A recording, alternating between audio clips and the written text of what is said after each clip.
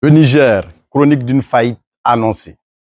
Cette semaine, nous braquons les projecteurs sur la situation financière du Niger où les signaux d'alarme s'accumulent dangereusement.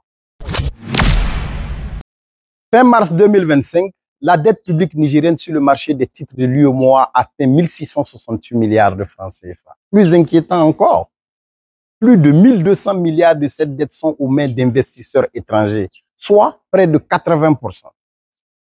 Cette dépendance expose le pays à un effondrement brutal en cas de retrait massif des investisseurs régionaux.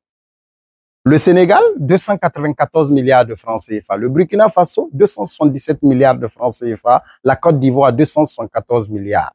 Mais aussi le Bénin et le Togo sont aujourd'hui les plus exposés à la crise nigérienne. Sur le front intérieur, la situation est catastrophique.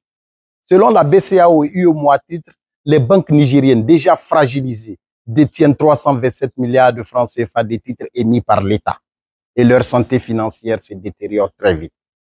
Aujourd'hui, 4 banques sur 14 sont au bord de la faillite. Ces banques ne respectent plus les exigences minimales de capital, tandis que leur taux de prêt non remboursé dépasse les 24%, soit plus du double de la moyenne régionale.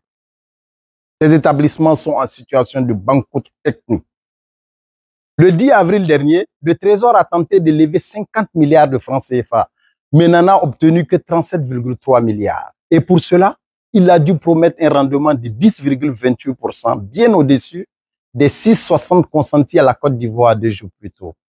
Le message des marchés est clair. Le Niger inspire de moins en moins confiance. Et cette méfiance ne fait qu'alourdir la facture. Autre faiblesse structurelle, la durée de vie de la dette est de 2,3 ans.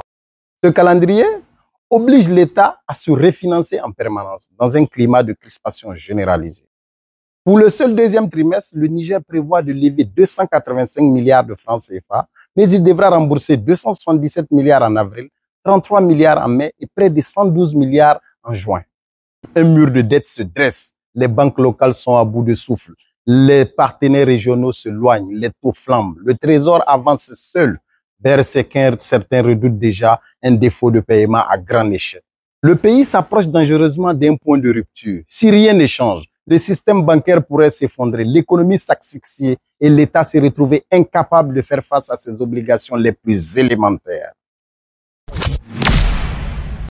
C'est une spirale vers l'effondrement, une faillite d'État qui ne dit pas son nom. Sans changement radical, le pays avance tout droit vers une catastrophe économique sans précédent. Un véritable effondrement financier aux conséquences sociales incalculables. Merci d'avoir suivi 7 jours pour saisir l'essentiel. Prenez soin de vous et à bientôt pour de nouveaux décryptages.